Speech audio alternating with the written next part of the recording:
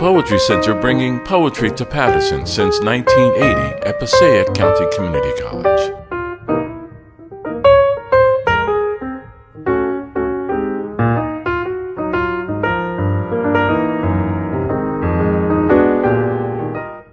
So this is... Yeah. No, oh, you guys can hear me. Oh, they said I just wanted to show my paunch. I was letting my freak flag fly, so to speak. All right, here it goes, paunch. In the middle of getting dressed, ambushed by a mirror, I'm brought up halt and shamed before the paunch. It isn't a gut or beer belly, a spare tire, or love handles, but something sinister, something beyond the often tender misshapenness of me. Suddenly I'm not young anymore, and that 25-year-old poet who liked my work, who spoke with a voice like dust, who swept waves of thick jet hair from her shining beatific face as she spoke, really only liked my work. How awful, how sad to be entering the realm of the fathers. There is no hope unless it be a twig of slippery elm, a perfectly blue dinner plate, a flower I don't remember even seeing that gives off the spice of a woman's sun-warmed back. Where are those magical things? How do we find them? And if I should master the elements, what then? I'd still be a third-rate Prospero at best. That old bag of tricks, vengeful, clinging to his beautiful daughter. Sit-ups are, of course, out of the question. This goes way beyond fitness. This is the one gray hair I spend mornings searching for and pluck like a fat autumn shrew from its lair. Fierce and merciless as an owl, I hover over the ruins of my life, trying to suck this demon in, trying to suck it in. I fall 3 waistlines short of Valhalla. Christ have mercy. Keep me far from mirrors and voices like dusk, in which the Angelus rings and the stars rise. For I am only a poet, a fat poet, heart sick with desire and fastened to a dying animal.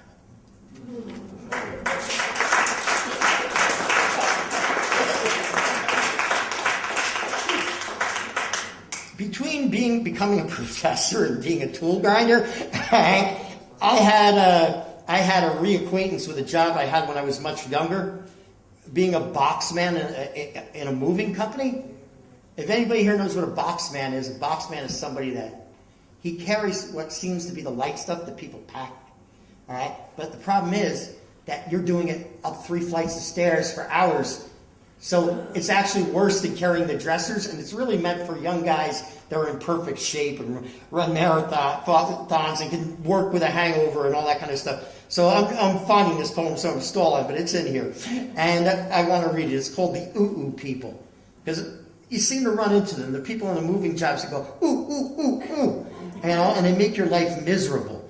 And they're usually the worst tippers, too. I mean, terrible. Well, it's all in this poem. So as soon as I find this one, it's in here. All right? And by the time I probably find it, I'll explain the whole poem away. But I know it's here. So this is called The Ooh-Ooh People. All right? And it will be found. Don't worry. It's in here somewhere. Does it? Hold on. Yeah, here it is. Good. It's a prose poem. When I was unemployed due to an economic layoff from my factory, I worked for a while as a furniture mover. Under the table, $12 an hour and whatever tips you might get. I was over 40 by then, and I was the box man. A job for younger men with the legs of center fielders.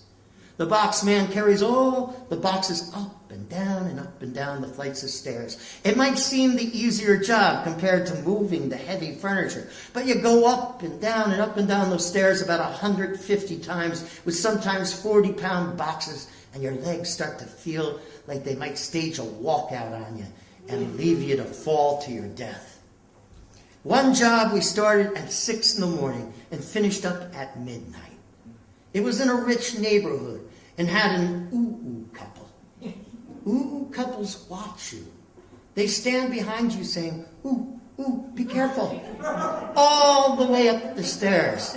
They can cause accidents just by being underfoot every inch of the way. They think you are a Morlock. They usually have children or pets, and if you smile at the children or the pets, they hug them tightly to their chests and grow wild-eyed as if you were about to molest them. They believe all working people are trailer trash and thieves, and that we love nothing better than to break their precious things whenever we aren't having unprotected sex with our sisters. If you break anything, and they pack horribly, and they always insist on packing it themselves, your boss will be sued, and you'll get fired. If you want to know who is what in America, work on a moving van.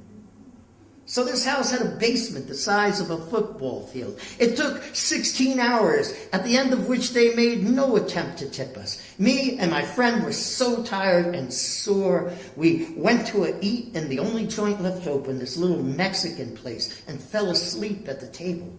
The waitress had to wake us up.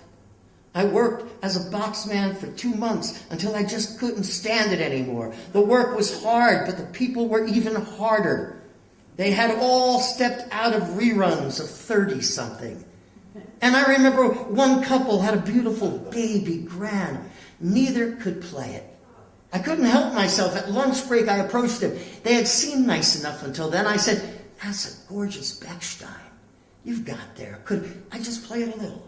They looked at each other like aliens conferring and said in unison, "No." I continued, "Can I hear you play? I love piano." The man said, "We don't play piano. A few of our friends do." I could tell this little bit of familiarity had gone too far. I shut up, finished my lunch, and returned to moving boxes. But the piano still haunts me. I keep thinking that no piano should lay dormant, a mere display of wealth. I think of all the unplayed pianos on this earth, some used as glorified tables for mail, coats, family photos. Others kept polished but without a single hand touching their keys. I keep dreaming of sneaking back into that house in the middle of the night and playing the Bechstein.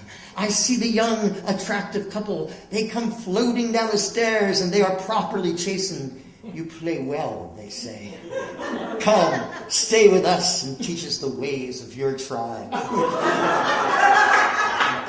It is hard to move pianos you know will seldom be played. Harder still to be pursued by ooh-ooh couples. As you struggle up the stairs, if you have any spirit left, it makes you angry. What can you do with such anger?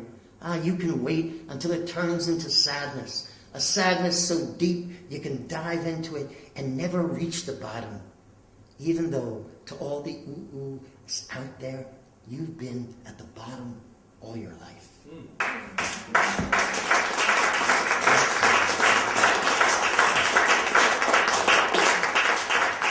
I'll do one more poem. This one I'll do for... This is a glass of water. Being married is the best thing that ever happened to me. Everything happened to me late in life. Airplane, I was over 40. Meeting someone who actually wanted to marry me, I was over 50. Kids, I have a 3 and a 2-year-old. I just hope I live long enough to see him graduate. This is called Glass of Water. And it's about, because I tend to be, well, you'll see in the poem. My wife is calm, even in the midst of Armageddon. As for me, I never met a form of hysteria I didn't like.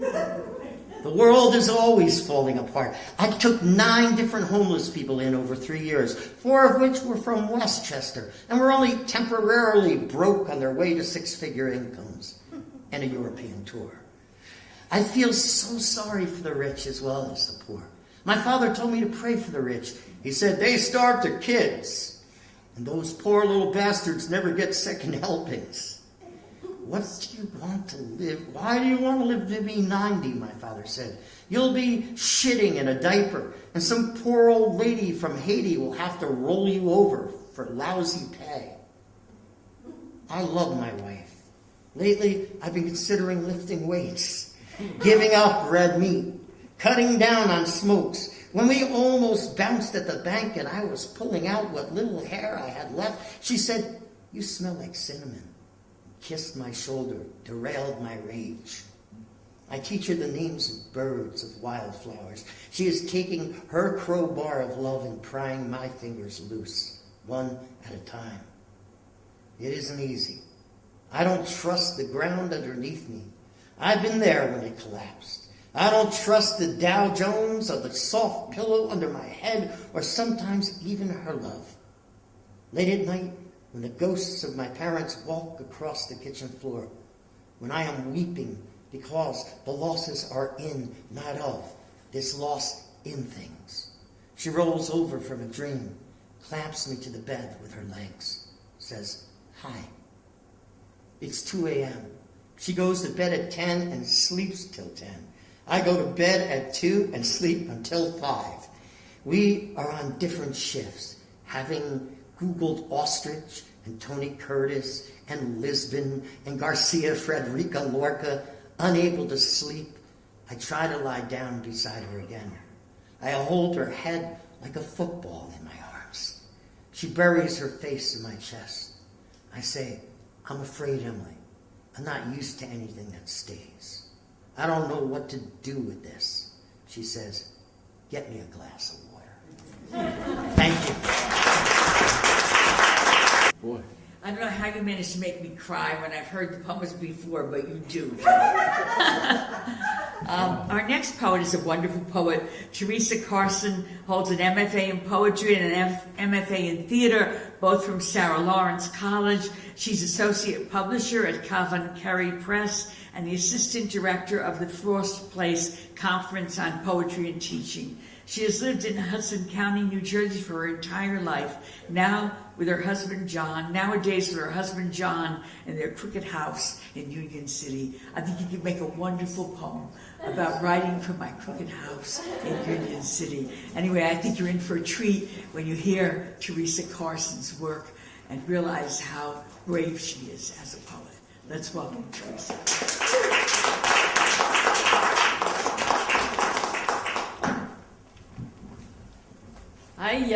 I think I'm pretty brave to get up after those two readers.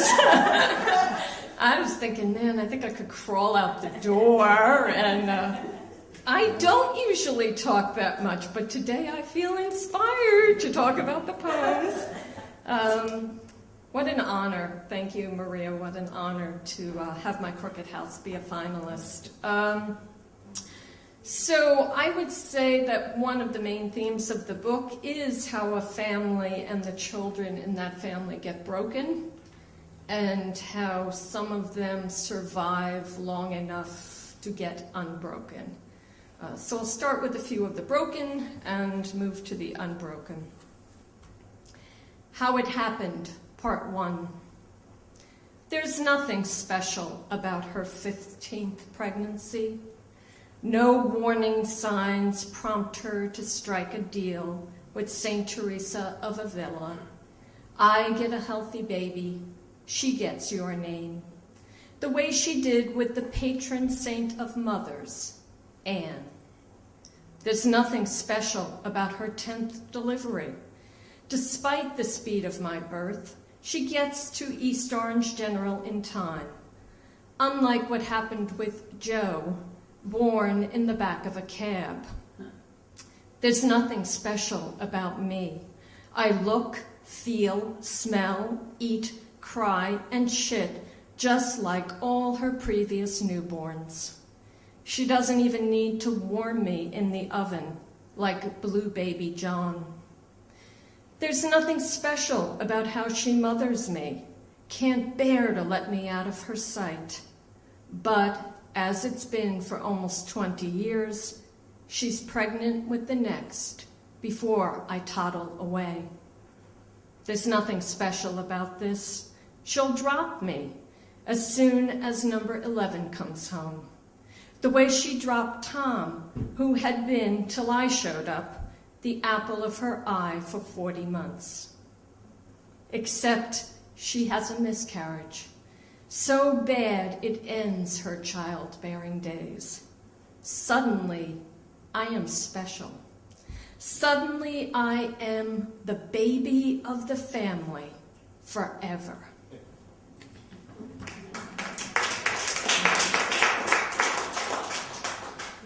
Okay, so the next poem is about what happens to the baby of the family forever.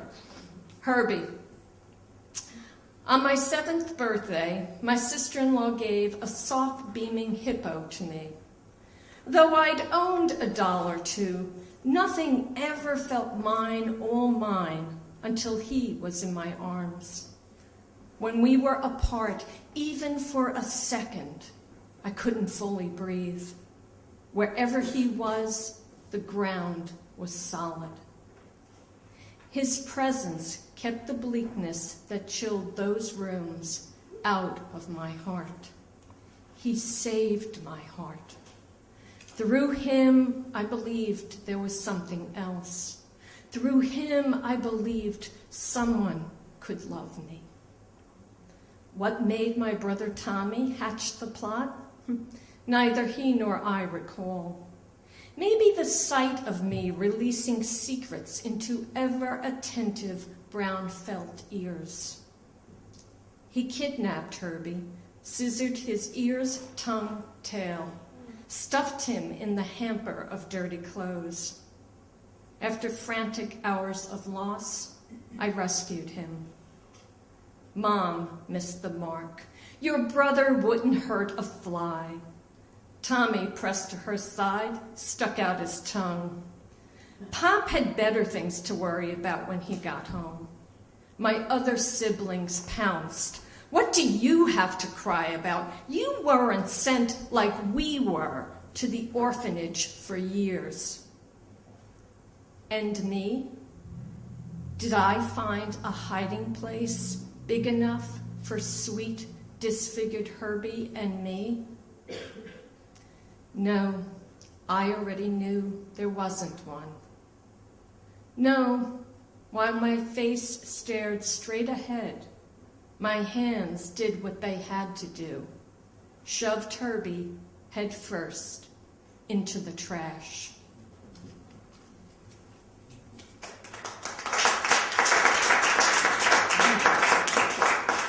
That poem, by the way, started quite a discussion with my family. Didn't remember any of that. Oh, no, my brother remembers it very well. Oh, no. Yeah, it was a big moment in both of our lives.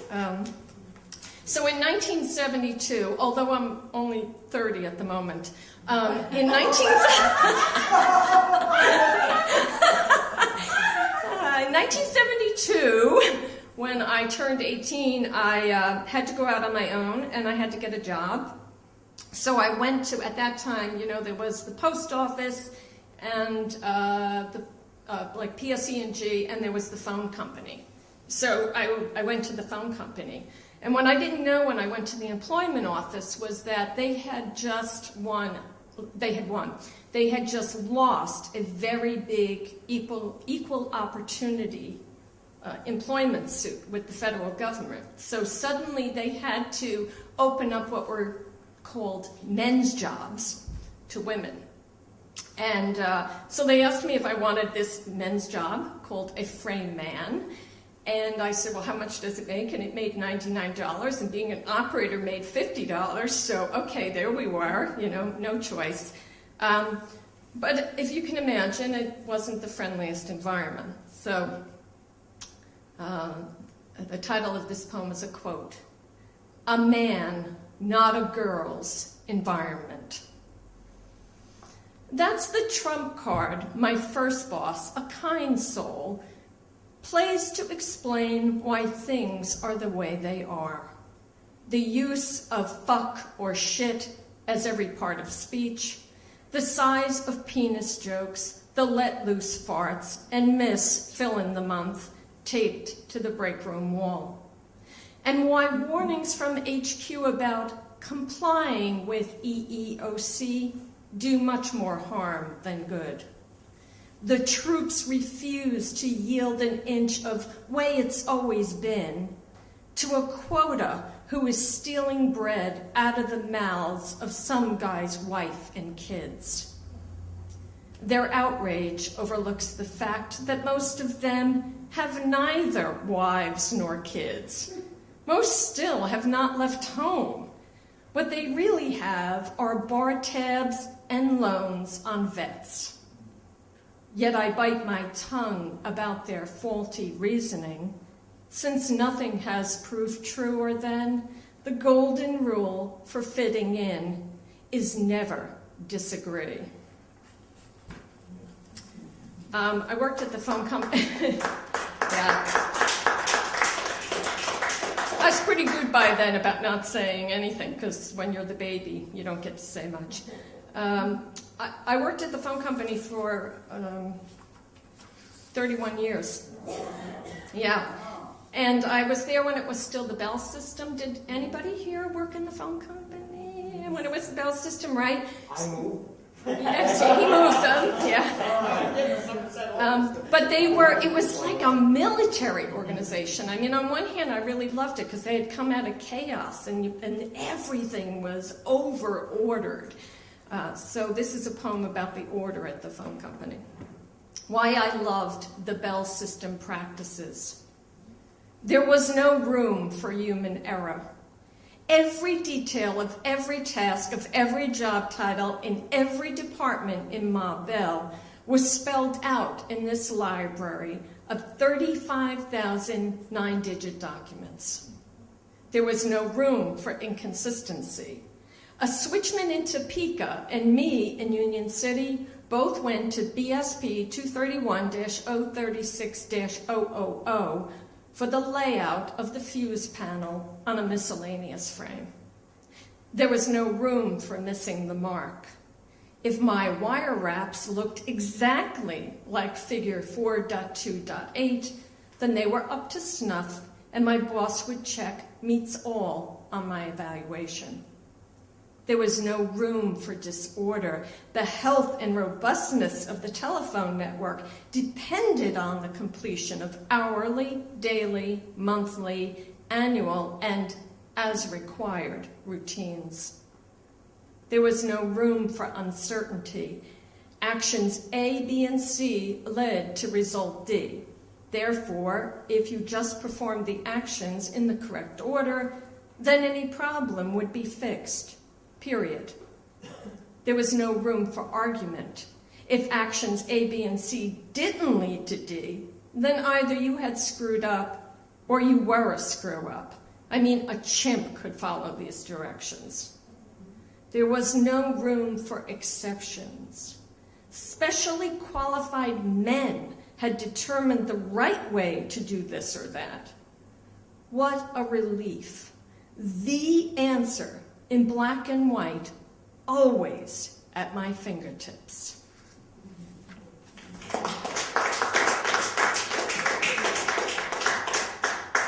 So now we'll go into a little bit of the getting unbroken part.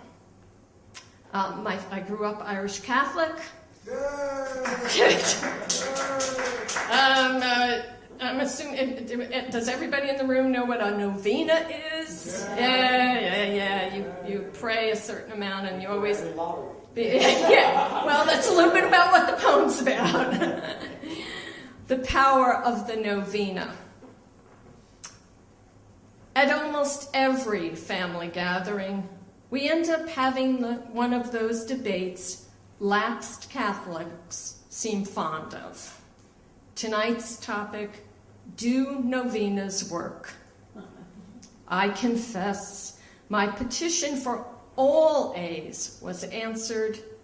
Make Mousy love me was not. Annie jumps in with no because she was never given drawing lessons.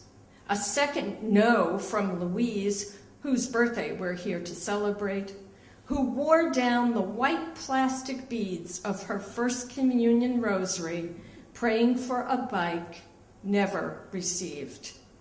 Joni doesn't take a side.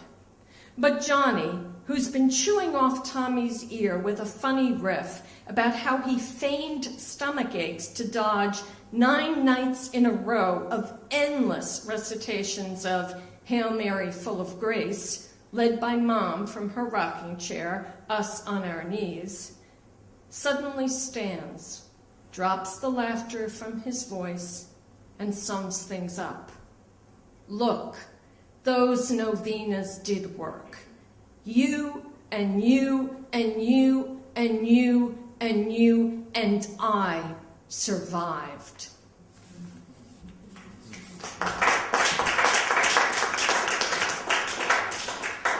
So while it might not have sounded like it from those poems, this book really is one long love poem to my husband, John. He is the main reason that I am not broken anymore. So,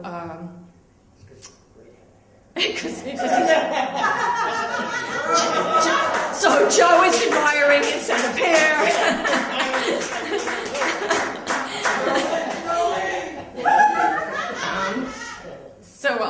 This is my next to last poem, and it's a love poem for John. What I was waiting for. John says, before he falls asleep each night, without a hint of dark, I love you, tree. Some nights, awake enough, I add my part, and I love you, the sun, the moon, the stars. Yet even when I'm too far gone to speak, to hear, and words get missed, his love abides.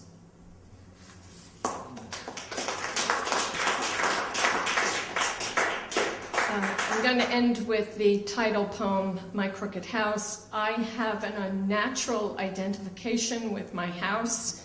A lot of the book is about that. So when I was broken, the house was broken. And now that I'm not so broken, the house isn't. My crooked house. John wants to put a metal frame around our house as a way of correcting its lean. He already put metal beams under the floor in the first floor kitchen in an attempt to reverse its sagging. He points out how the straight edge of the new built-in bookcase in the first floor living room calls attention to the ceiling slant. The space between wall and frame of the back door changes from 2 3/4 inches at the base to 4 1/4 inches at the top. The second floor has its own set of problems. Much carpentry had to be done to the kitchen window to square it on the wall, and objects that fall on the dining room floor roll from north to south. This morning he, while sitting in the yard, noticed how the stairs are off-center from the door. Yes, I say to him, all over there are signs of the leans, slants, settles, sags, and cracks underneath. But, I add, this house has survived a century. It does not need to be straightened out.